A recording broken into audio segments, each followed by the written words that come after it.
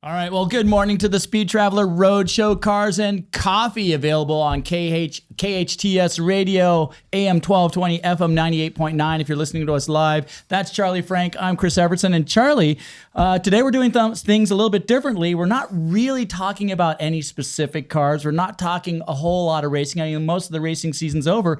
We're diving into car movies and movie cars. Yeah, can you say that 3 times? I could not. Car movies and movie cars. Yeah, every week on the Speed Traveler Roadshow, if you're new to us, we pick a featured marque, and we've done great shows on Lotus and Ferrari and Cadillac and Ford. And if you want to go back and check some of those out, you can go to our YouTube page, which is the Speed Traveler, and you could go check, for instance, if you're buying a Corvette, you can watch or listen to our show and watch our show on Corvettes, and it might help you be a little bit better buyer. And we've been terrible buyers at some point in the past. We've bought and sold hundreds of cars.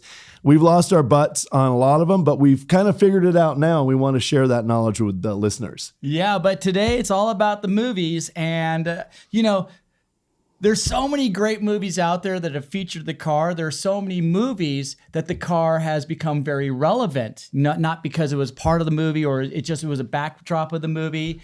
But there's just so many great movies. And I don't know, do we start with what is our favorite movie of all time? Do we go right into that argument? You know what? Or maybe what we do is the movie Ferrari, which is coming out, and it's with Adam Driver.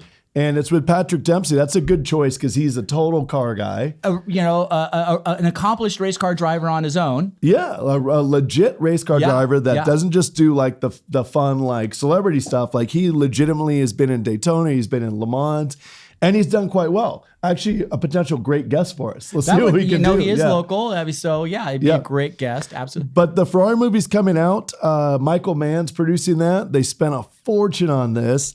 And they're taking all the worldwide excitement on Formula One, and they're using that as kind of a wave, riding that wave with the Ferrari movie. Right. I think it's great because, there's been a lot of brand-specific movies that have been coming out of the woodwork with some lower production value, with some higher production value. We recently saw Ford versus Ferrari with Matt Damon and Christian Bale. Yeah. And that was an amazing telling of the tale of Ford's desire to win Le Mans. Oh, yeah.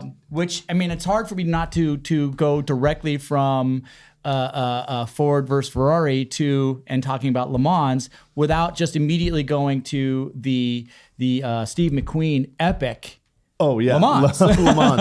1970 movie, and Steve McQueen loved racing so much. Something really interesting is I rewatched the motorcycle movie. Now that we're talking about car movies, we could talk a little motorcycle movie on any Sunday.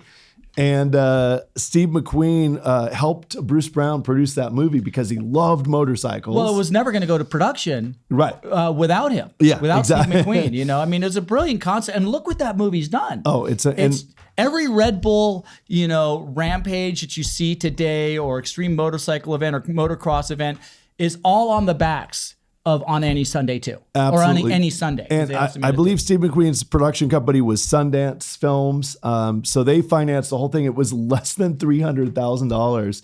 It's grossed millions and millions and millions, tens and tens of millions of dollars. Right. And it started, like you said, a whole new trend on automotive content, on all the Red Bull stuff. But getting back to Le Mans, the movie, Steve McQueen loved racing. He's a really accomplished race car driver. Oh, yeah. Came in second at the 12 Hours of Sebring back in the day. So he wanted to share that love of racing with his viewer and his guests and his people. So he produced the movie Le Mans. It was a tough movie apparently for him to make. He had all sorts of things go wrong. It was not an easy race. So there's two aspects to the movie. One is it's basically a telling of the tale of that year's Le Mans race. Right. But it's also then they're adding in the movie making magic of telling the story of drivers and relationships and things like that. Right. So my question really is it a movie about the race, or is it a movie at the race about other stuff. Yeah, exactly. That's a good point. And maybe that's where it went off a little. Apparently the production was really tough. They did some things that they had never done before. They mounted cameras everywhere, and they had accidents on the set. So it was pretty crazy, but he did a good job. And, we're not foregoing the current movies, because obviously we've had some great movies in the last couple of years. We've had Rush. We've had Rush. Great telling of the 1976-77 season of the battle between Niki Lauda in Ferrari and James Hunt in the McLaren. Yeah, great. If you haven't seen it, it's with Chris Hemsworth. It's an incredible story. Directed by and produced by Ron Howard, who obviously knows a thing or two from behind the camera. Yeah, he does. And Ron Howard spent the whole season going to Formula One races to get a feel for it before he produced the movie. So that's definitely a lesser known one. Right. So put that on your Christmas list of movies to watch when you're home for the holidays.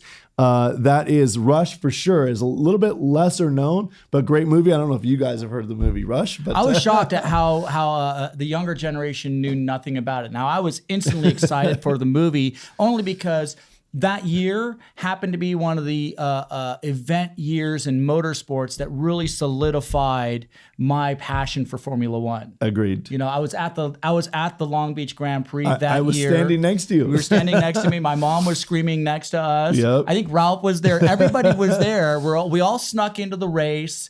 It's the second year of the Long Beach Grand Prix. The first year was at 5,000, won by Brian Redman. Right. The first year of Formula One 76. was 76, and it was won by Niki Lauda's teammate, Clay Regazzoni. And the reason that was so big for me, being of Swiss heritage, Clay Regazzoni, a Swiss driver, Ferrari being the all-time greatest car in the world at that time in my brain. So it solidified everything. But, I want to jump back to Le Mans and Steve McQueen being in that movie, being a driver, and kind of segue just a little bit, actor turned race car driver or race car driver that happened to make his living acting? Yeah, absolutely. I'd say race car driver that happened to make his living acting. Paul Newman. Paul Newman came to racing later in life, so it gives us some hope. I think he was 55 when he did his first race, which is...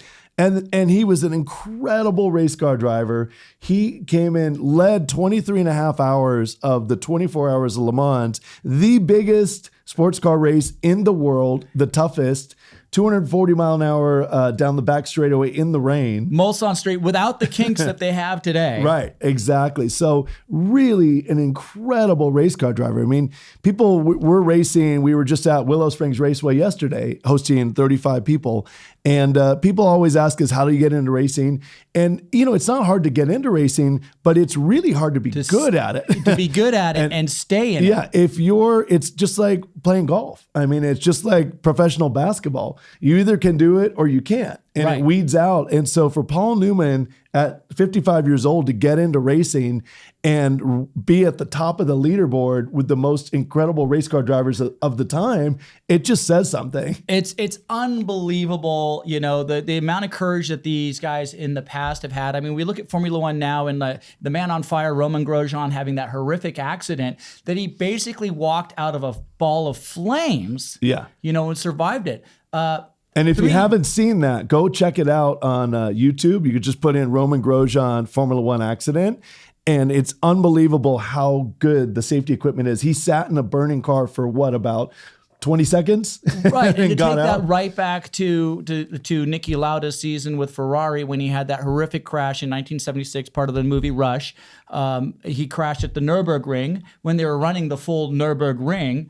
Had a horrific crash and by all intent and purposes was considered to be dead on scene. Right. And then we look back, you mentioned the Mulsanne Straight. That was back in an era when a hay bale represented safety. Right, exactly. And a seatbelt was a big thing. Yeah, you're right. It's a seatbelt. A hay bale is going to definitely slow down and control a car traveling at 220 miles an hour. Safety third. Right. That's what we always say. Safety, we've this is just a little offshoot here. We've been told by people when we do our show, if you watch our show on YouTube. Someone had a really strong coffee this morning. Someone had 2 really strong coffees, but we were told, don't wear hats. We can't see your face. Right. And I'm wearing my Sparco safety hat because yesterday I was getting a lot of grief at the track for just psycho hair. Yeah. So, not only does Sparco Safety protect us in the car with helmets and racing suits and seatbelts, but they're protecting us from bad hair day as well. Exactly. Yeah. Last week, I took so much flack from people. They're like, dude, why didn't you brush your hair? Safety hat. Sparco safety hat saves from the day now on, again. we're wearing hats. But we are about to come up against a break. But you know what? We should talk about a few of the more recent racing movies before.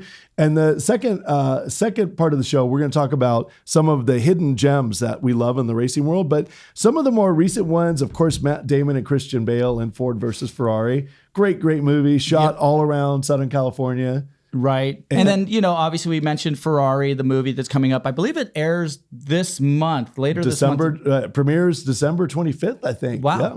Interesting. Yeah, so that's going to be a holiday movie. Other racing movies, we got classics. We got Le Mans, like we mentioned, with Steve McQueen. We have Grand Prix with James Garner. The current ones, right? Oh, current. I'm sorry. That's okay. The coffee seems to have plugged my ears. Yeah, exactly. Wait, did you say something? I said something about current ones, but yeah. So we'll just. We're going to go down a quick list. So Ford versus Ferrari, great movie. Our buddy Jason Hall that we play beach volleyball with wrote the movie Gran Turismo, which is doing really well across the world. Right. I mean, and it's kind of an interesting story because it took kids, playing behind the simulator, online driving games, and then turns them into race car drivers, which honestly, I don't know. Yeah, exactly. You're not going to win a race your first time out in a real race car after playing a game. No, and I know like the Formula One guys and all the big race car drivers have these incredible, Ferrari has these incredible simulators. Some of our friends, Dave Freitas has a great simulator in his race shop. Right. They give you a foundation, absolutely, but there's nothing like driving a real race car and actually running into something. I don't care if it's brushing the car next to you. Right. Like all these kids, they play the game online, and it's like, okay, you just crashed $100 million car. Right. Well, not $100 million car, but $1 million car, and you walked away from it. It doesn't work like that. No, it doesn't. People have to learn respect for sure in the world of real racing. Right. And it's kind of detached sometimes when you just play online. Did I just go off on a tangent again? No. What was our subject matter? Yeah. All right. Well, that was Block A for the Speed Traveler Roadshow. We are going to come back and we're going to continue to talk about movies you can watch over the holiday season, all auto racing or automotive related movies. We're going to come back. We'll be right back. This is KHTS Radio, AM 1220, and we'll see you on the other side. Welcome back to the Speed Traveler Roadshow Cars and Coffee Edition. You're listening to us live on KHTS Radio, AM 1220, FM 98.1. You can also find us everywhere you listen to your favorite podcasts, and check out our YouTube videos on the YouTube channel. Yeah. The interwebs. Yeah, and podcasts. And my 18-year-old daughter showed me something amazing. You can follow the show you like, and then when the show premieres, it sends you a little message. Really? Who knew that? Technology. I don't know. Exactly. Maybe we should start looking at technology and figuring out new ways to get around town. I mean, the combustion engine is older than science fiction itself. Maybe we need to find a new way. Anyways, this episode is all about movies, car movies, racing movies, and movies that feature cars. Right. And Charlie, we talked a little bit about a couple classic and current racing movies, but honestly, there's a lot of movies out there that the car was a player in it, but not the focus of the movie, but took a really good. Yeah, and before we get to that, I'm just gonna backpedal just a little bit, just a tiny bit. Are you gonna walk me off the cliff again? Yeah, just for those people that don't know about the Speed Traveler, Chris and I are professional race car drivers. We're stunt drivers. We do race car driving training, and we just had a great day yesterday at Willow Springs Raceway, and we love cars, and we've spent our lives around cars. We've bought and sold over 200 cars. And, we like to share with our listeners some things that we've learned and some ways to make money at buying and selling cars and what not to do. We certainly have mastered what not to do. We certainly have. And speaking to the mastery of what not to do, we love cars, but there are sometimes cars we absolutely hate. And we've just gone completely Tom Milburn on him with a sledgehammer. Yeah, exactly. But so we have a lot of fun here. We have a new time slot on KHTS radio. It's right behind some intense political radio. I think it's the Dana Show. So this is like a little reprieve from your day of politics, where you can have a little levity and just be happy for a little bit. Are we gonna make cars political? Yes, exactly. Let's do it. You know, I think the gas fueling hole in your car needs to be on the left side of the car here in America. Yeah. I don't know why the Germans have to put it on the right side. We get out of the car. We have to walk all the way around. That's 10 seconds of my life I will never get back. I know, but if you think about it, it kind of works because half the cars have it on the left and half the cars have it on the right. So there's not like a big line for the left side of the pump. Are you thinking it's going to be 1977 all over again? Only the one gas way crisis. Yeah. You can only fuel your car on a Wednesday. Yeah, but we're glad you joined us today on the Speed Traveler Roadshow. We're talking about car movies, some movies you can check out over the holidays. We covered a lot of the latest, the big ones, and that was including Ford versus Ferrari. I think pretty much everyone saw that.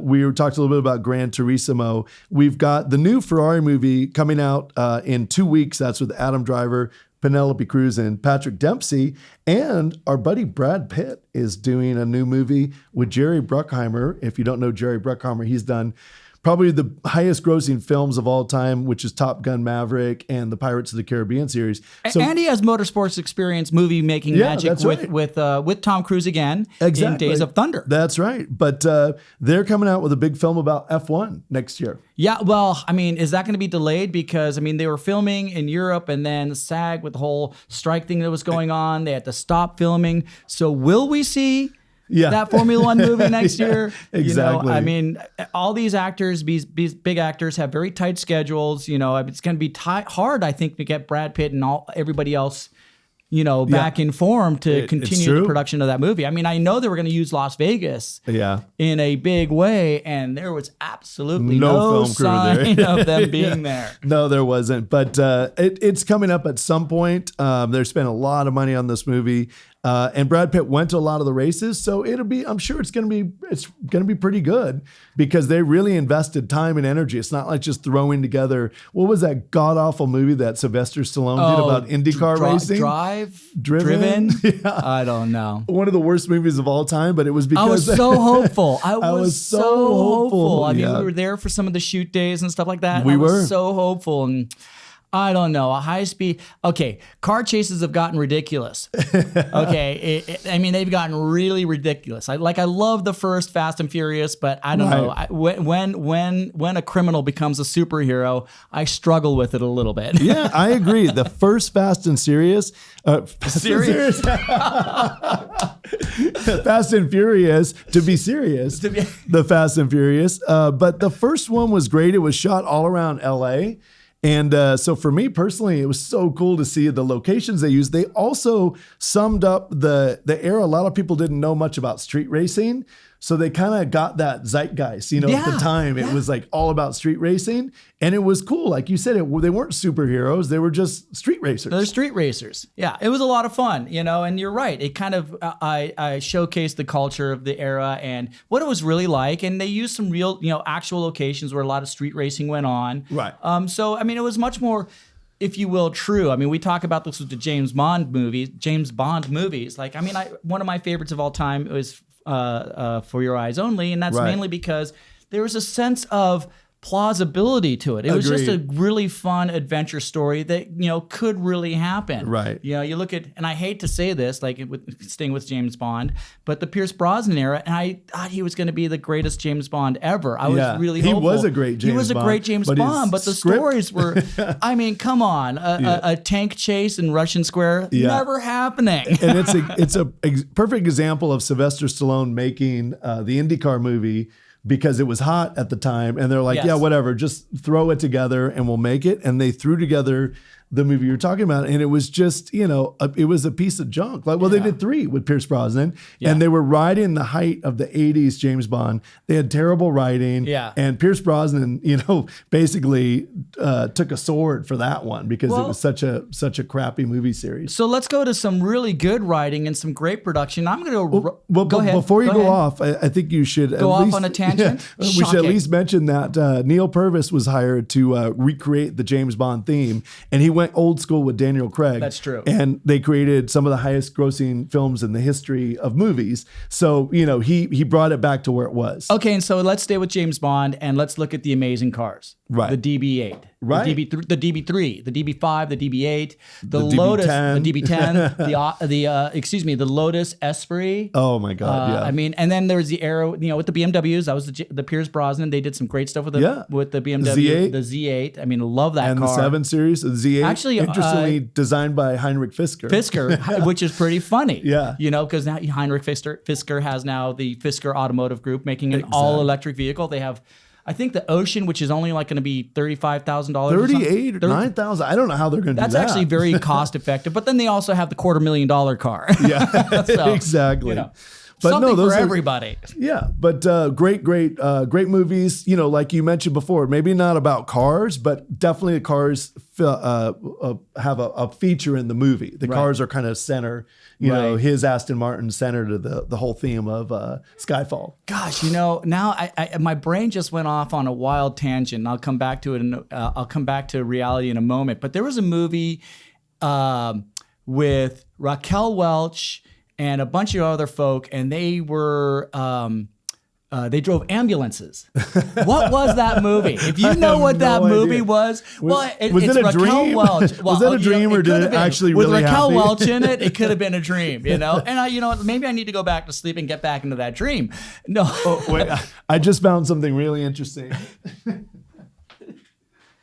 Oh, that's great. Oh, well, that's the car. That's the movie I was literally just going to mention. It's a cartoon. It's Cars, the cartoon movie Cars. But man, was that an awesome movie. It was so much fun. All the little nuances in there. We mentioned Paul Newman, who was the voice of the Hudson Hornet. Right. Which we don't have here. We have Tow Mater and obviously, not Grease Lightning. Lightning McQueen. Lightning McQueen, yeah. And what a fun movie that was. I mean, if you watch that with your kids, watch it again as an adult and look at everything from an adult's perspective. Oh, it's and there's fantastic. So many little nuances in there that are incredible. Yeah, John Lasseter produced it. I believe he also directed it. But what's cool about it is he went on these cross-country journeys from Chicago to LA, and he would take Route 66.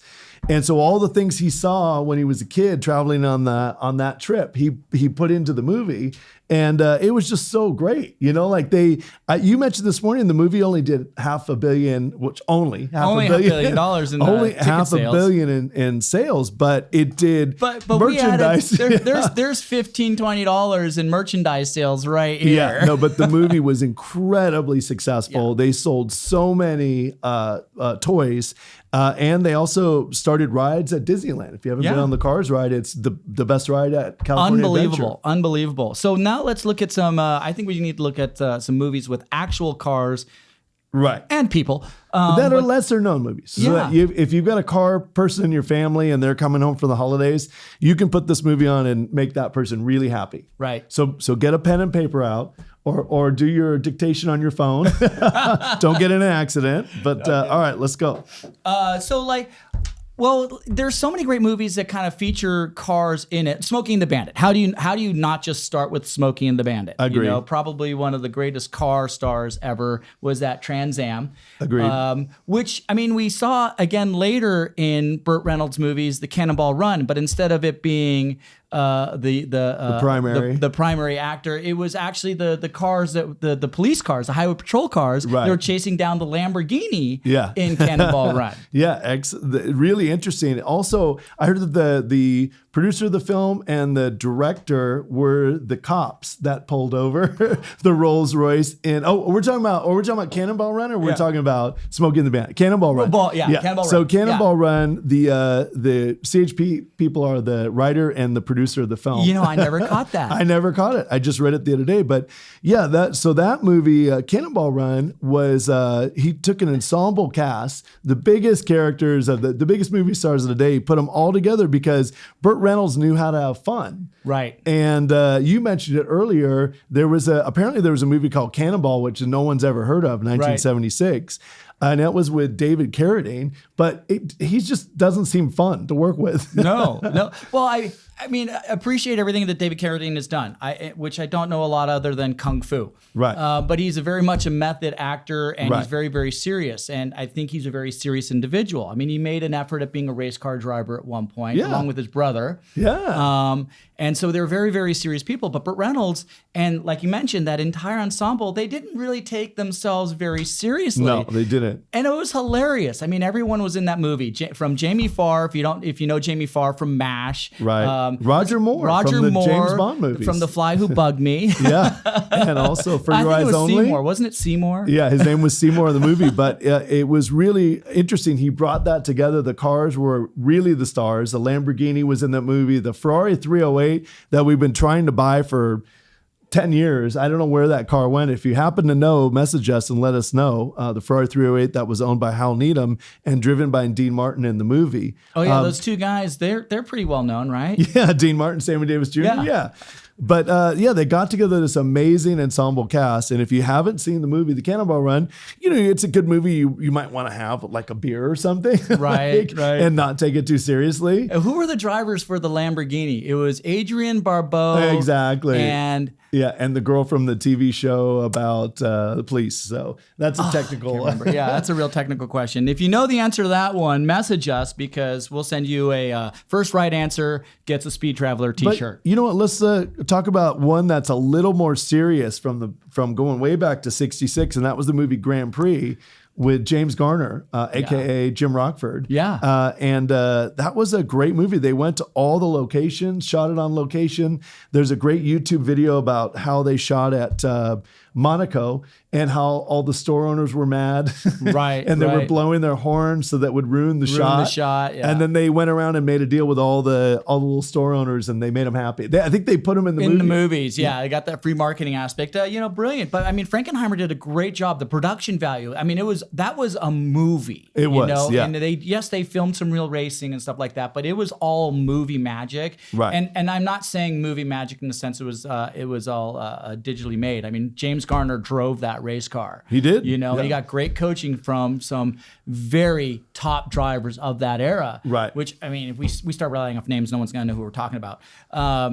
So it was super, super cool. And the cinematic effect of it all was amazing. I mean, the opening scene had me riveted. Oh, it was a droll movie. Yeah. It moved kind of slowly. It was kind of melodramatic. Yeah, it was dramatic. 60s kind of. But wow, the opening scene was just so cool to me. Yeah, I agree. And there's a few others. I mean, since we're going down the list, Winning, the story about Paul Newman's racing career. Unbelievable. Yeah, one of the best documentaries I've ever seen in my life. It's a good movie. We're talking to our crew here. It's a good movie for you guys to watch because they're a little bit younger. Winning. Who is Paul Newman? I know. Paul Newman is the voice of the Hudson Hornet from Cars, so that should all bring it home for the younger crew. But wasn't that his last acting role? It was. Yeah, Wow. It was the last role. And he improv'd a lot of it. So John Lasseter said there's a story about John Lasseter talking about, I think there's a line where he says, Lightning McQueen, he said, hot snot, he's back in action. He just ad-libbed that. And John Lasseter was like, ow. John Lasseter was like, oh, that was great. Let's leave it in. But yeah, that's another great movie. And of course, the Top Gear series, they had 16 seasons. Yeah. Incredible. Well, yeah. And then that moved on to when Jeremy Clarkson got in trouble with which BBC. time? Yeah, which time? The final and last time. They started a new show called The Grand Tour. It's on Amazon.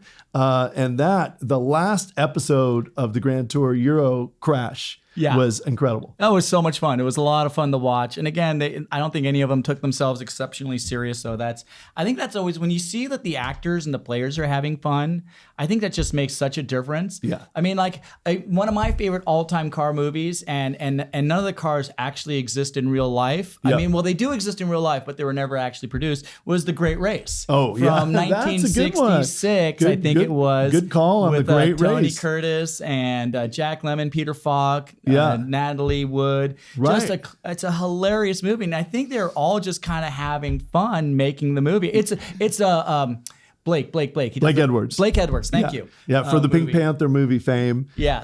Yeah, that is you know what, I forgot about that. That's a great catch. The Great Race, one of the best car movies ever. Yeah. Just, for rally racers, if you like. What else, Charlie? Yeah, I think we pretty much covered it all, and that segment went a little bit long. We got a little fired up on the movies. Or is there anything else you got to add? Well, there's so many movies that I want to add to this list and talk about. I mean, do it in the there's next- some of them next here. segment. We might have to do a whole other episode. I mean, it is the holiday season. It's Yeah. time for families to get together, Right. sit down with a bowl of popcorn, and watch classic movies. We'll You do don't a- have to watch A Christmas Story. You can watch The Cannonball Run. Yeah, It's exactly. okay. It's okay. You know what? That's a good point. We can come back after this break and we can talk more movies, more car movies, and we'll go from there. We could save movie cars for another day. True. Yeah. All right. Well, you've been listening to the Speed Traveler Roadshow on KHTS Radio. We'll be right back. Welcome back to the Speed Traveler Roadshow Cars and Coffee Edition. You're listening to us live on KHTS Radio, AM 1220, FM 98.1. Of course, available wherever you listen to your favorite podcast. I actually found us on Spotify the other day. Nice. Yeah, pretty impressive. Of course, check us out on YouTube. The YouTube channel is The Speed Traveler. And Charlie, we've been kind of talking about cars and car movies and the cars in them and the cars were the feature of them. And we only scratched the surface. Yeah, and I we think really we need to did. do a lightning round of just some movies that, present, current movies, old movies, what have you, that are, we'll call car-centric. Yeah, I think that's a great idea. We'll call it the Speed Traveler Lightning Round. I like it. The Speed Traveler movie lightning round. And, with that, I think I want to go to kind of a hardcore. I'm gonna go back to back with Kurt Russell movies. There you go. So there's a cult classic one back in the I think it's the mid 80s probably, called Death Proof. Right. And he drives a Charger and there's all kinds of mayhem. Worth checking out. And that is definitely kind of a car chase scene movie, kind of a Hal Needham, a memorandum to Hal Needham and all of his car chases. And also, not quite cars totally centric, but used cars. Oh, that's good. Kurt Russell plays Rudy Russo, a 2-bit used car salesman. He'll do anything to sell you a car. And trust me, you and I, trust us, we've met Rudy Russo's around the world trying to hustle us. Oh, the car's perfect, and a wheel falls off. Yeah, exactly. It's great. And I love the scene in used cars where they train the little dog. They put a big rock behind the rear wheel, and the guy in the test drive backs over the big wheel, or backs over the rock, and then they train the dog to lay there like he's dead, and he's like, "You ran over my dog." You have to buy the car now. What am I gonna tell my? Yeah, it's great. Such a good scene. And we mentioned we briefly talked about the Grand Tour. They've got 5 seasons, but if you want to go deep on car stuff, you can go 16 or 17 seasons of Top Gear. You have to, unfortunately, the American Top Gear. I mean, no offense to the guys that ran it. They tried, but they didn't have that natural chemistry. No, they put together a cast. They did. Whereas the original Top Gear, they were kind of mates already. Yeah, exactly. And they had a great natural bond, and so they did. So there's 16 or 17 seasons of Top Gear. So if you really want to dive deep over the holidays and lock yourself in a room for 180 hours, there you go. We just gave you some ammo. Something kind of more current, I have to say, and what hooked me to this movie in a sense, as a whole, I'm not certain I really liked the movie, but the opening scene was so well put together.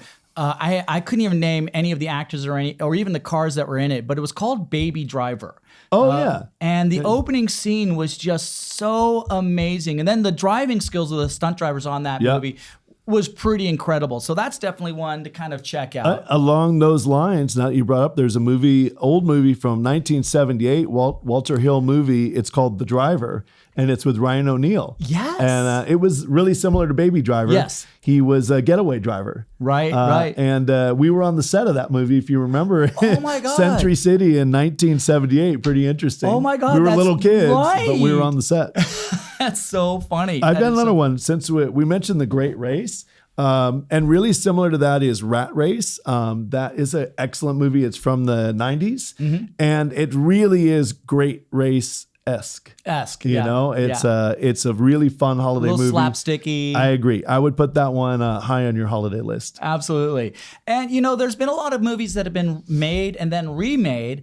And one of those would be The Italian Job. Oh, that's a and good point. in 1969, it was I think that's the original, but it was still minis, and it starred Michael Caine. If anyone knows Michael Caine, he's a brilliant actor, hilarious actor, and serious actor as well. And side note to that one, Benny Hill.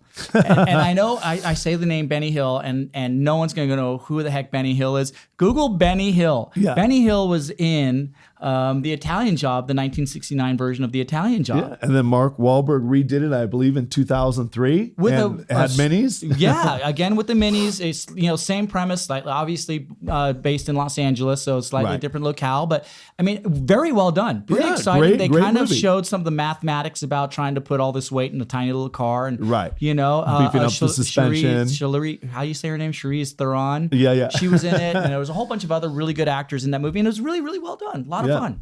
No, excellent movie. If you want to go TV show, we talked about the Dukes of Hazzard. I know it's kind of non-PC right now, but car-centric for sure. Absolutely. The car was featured in every episode, shot in the back lot at Warner Brothers. If you ever take the Warner Brothers tour, there's a little area where they show you where they shot those movies. And if you're going to go TV show cars, I mean, it's really hard not to throw David Hasselhoff's Germany's favorite singer, the Knight Rider in there. Yeah, that's true. So it's really hard not to throw. And by the way, you had a Trans Am. That's right. The Knight Rider. The Knight Rider Trans Am way back in the day. In the 80s. I think we actually got it airborne once or twice. I know I went flying off the top a couple of times. Anyways, that's another story. Yeah, but that's good. I like the lightning round. Any other racing movies you want to talk about? So really fast. We talked about the Cannonball Run 1 and 2, both very fun. Cannonball 1 is obviously much better. You know what? Honestly, you got to go to Vacation.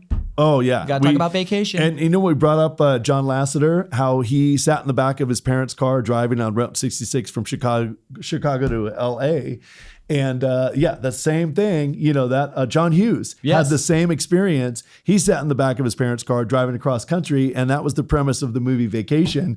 And I mean, look what that started. They had 4 spinoffs, four movies since then. I heard there's a new one in the making. Really? And right here at the Speed Traveler, we're thinking about running that exact trip. Yeah. Oh yeah, we teased that. We're working on the Speed Traveler vacation route. So, that'll be a lot of fun. What other movies should we throw in there, pal?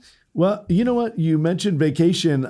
You can't, one of the best holiday movies ever, Christmas Vacation. So if we're talking vacation, you got to throw. It is the holidays. Yeah, there's not a lot of cars in that movie, but, honorable mention. Definitely honorable mention. We did talk about Rush and a number of others. God, I had one on the tip of my tongue just a few moments ago, and my brain is cramping. It's a mad, mad, mad world. Thank you. So it's a mad, mad, mad world. It was, I think, early to mid 60, maybe 66.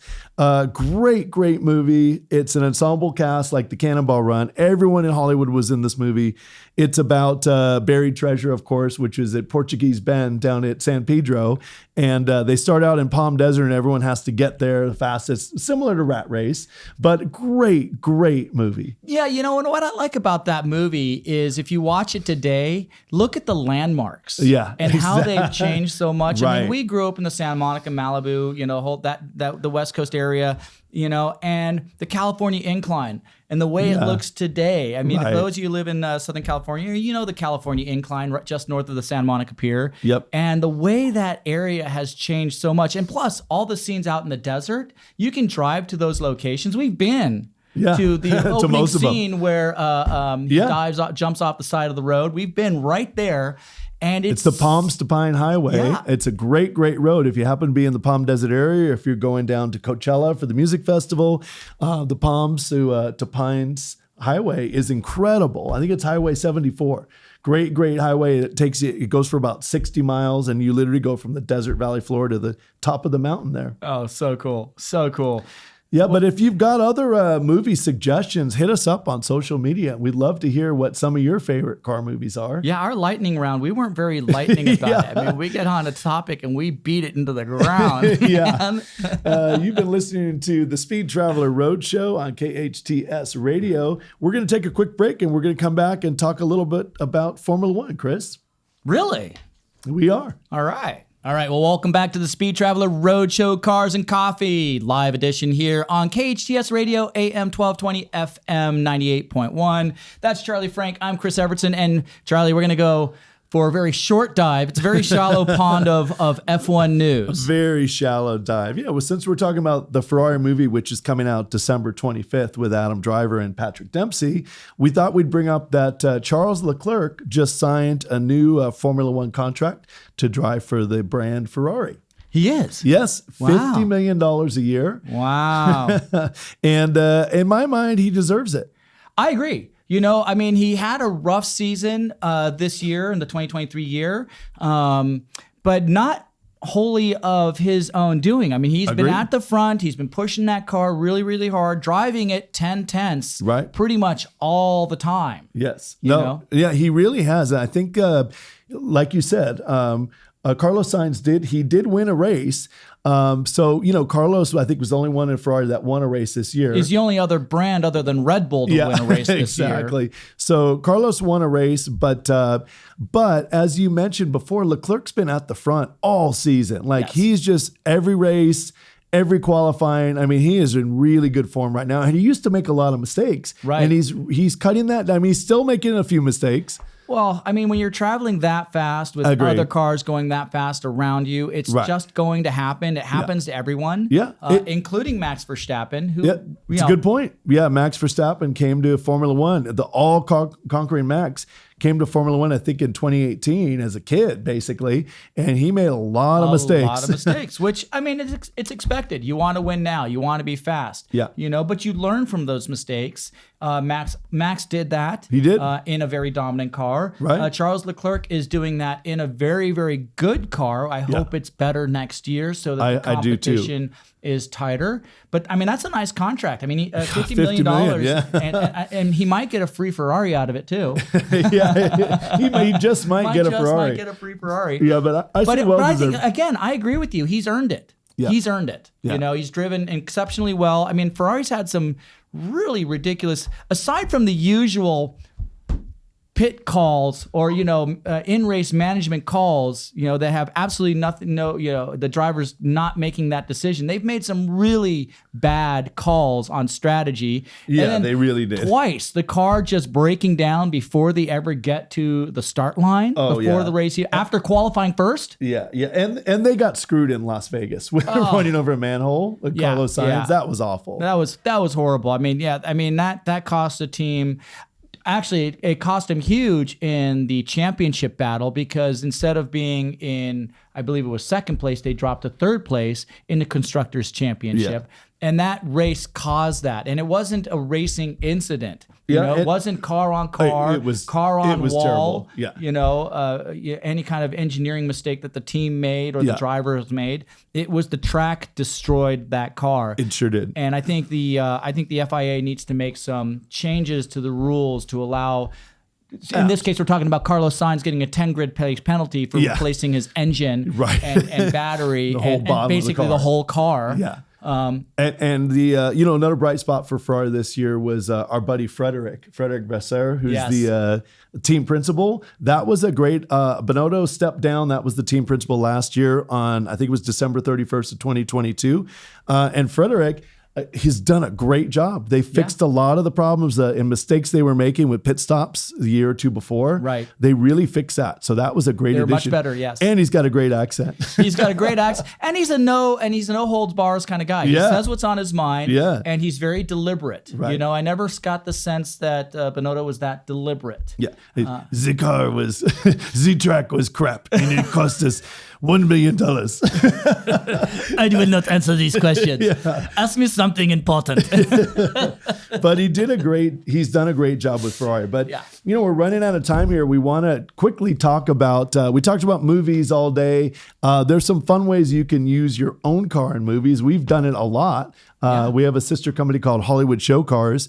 And let's talk a little bit about using your own car in the movies. Yeah, and you know what? It doesn't have to be this totally unique type of car. As a matter of fact, the movie market is really looking for cars that are in good nick that fit certain eras. Like right now, there's a lot of stuff coming out of Hollywood that kind of are 80s centric. Right. So if you have a mid-80s VW Rabbit, you've got a gold mine in a movie car right now. Yeah, absolutely. You know, there's definitely sites you can pull them up on, Google them, and you could see which companies are. Usually you pay $20 and you put your car on the site. And Drive Venti is a good one. Yes. Drive Venti is one that we've used a lot.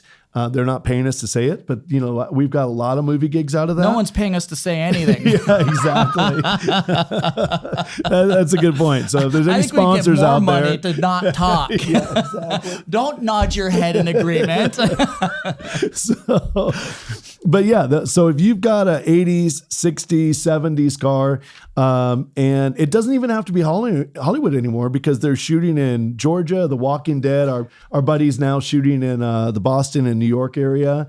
They shoot a lot in Georgia. They shoot in Texas. They shoot in Nevada now, thanks to Mark Wahlberg. Right. So you could find a place to use your car anywhere. Yeah, you brought up a really good point because it's not Hollywood centric anymore. It's not. It is national. You know, it's international too. But I can't speak to the international market. Does Canada count as international? Yeah, exactly. But you know, throughout the U.S., filming's happening everywhere now. It's not on a closed lot at Universal Studios or something like that. Right. And it's all eras of cars. I mean, the current cars, like all the current squad cars and police cars you see, they're kind of out of movie fleets. Right. But all the other stuff are personal cars. Yeah, and you brought up the movie fleets. What's interesting is I think the directors of the transportation people that organize the cars, they've learned that those movie cinema cars, you know, that come from the big companies, a lot of times they don't run well because they sit around like there's a 1970s bus.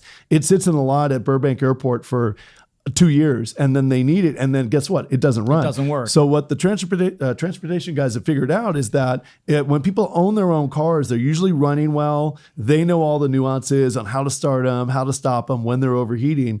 So the movie and the production industry has really gone to, you know, using people that have their own cars. Right. And, you know, you bringing up cars that are very compatible with being used on a daily, every day, all day long. We, you know, not too long ago on Once Upon a Time in Hollywood, right. You know, Brad Pitt's seen driving a Volkswagen Carmen Ghia all over the place. Right. And they had to use that car so much, and they knew they were going to kind of abuse it a little bit. You know, they took steps to make sure that it did work well. Yeah. So it didn't have the traditional engine in there. It had a very reliable Subaru. Yeah, they did. And they took the Subaru running gear. And then in the Cadillac, we worked a lot of days on that movie. The Cadillac, they used a Corvette engine. And put everything new running gear in that because, you know, you can't be paying Brad Pitt and Leonardo DiCaprio and have the car go down. Right. So they took some great steps to make those cars. It's very funny that you bring those two cars up because they recently sold at auction and they didn't sell for that much. The Cadillac they both sold for about $55,000. So really interesting movie cars. If you're a Quentin Tarantino fan, some movie cars you could have picked up at a good price. And we're always looking for movie cars. I mean, we're going to do another episode on just tracking down movie cars. I loved like the car from Vacation, a replica just sold on, I think it was on Meekums. Yeah. It was a replica. It wasn't even the wagon. Tribute car. A tribute car. Thank you. A tribute car. Thank you for clarifying that very clearly. You know, but it's still sold for $100,000, I think. Amazing. On Meekums. Yeah. But it's only a tribute car. But I mean, it was very literal. I mean, it was, they went down the leash, even the leash hanging off the back bumper. Yeah, great stuff, you know. Edna was on the roof, wrapped in a blanket. And then you mentioned Hal Needham's Ferrari. That's one that we are in search of. Yeah. There's lots of great cars. And if you have a passion, if you have an interest in, there's an old show that you watched and you like that car, go look for that car. Yeah. It's actually a really interesting deep dive into the interwebs. The search is half the fun. The search is 90% of the fun. 90% of the fun, because you learn so many ridiculous facts. I mean, we're spouting them all the time. Right. We're spewing them out with willy-nilly here. All right. And on that note, Chris, I think we've run up against a hard border. We thank you for listening to the Speed Traveler Roadshow. We hope you had a lot of fun, and tune in next week or catch us on YouTube.